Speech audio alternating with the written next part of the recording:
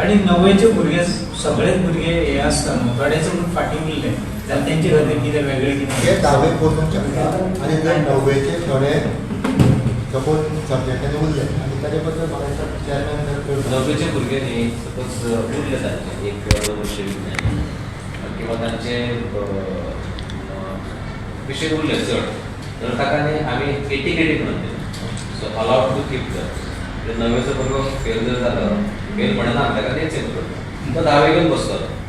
पण 10वेक बसता आसतना 10वेचो जर शिकतलो पण त्याच वेळार तो 9वेक जर पेपर जर उरला आसता तर तो क्लियर करता तो पेपर क्लियर केल्या शिवाय त्याची 10वेची परीक्षा ताका दिवंक मेळची ना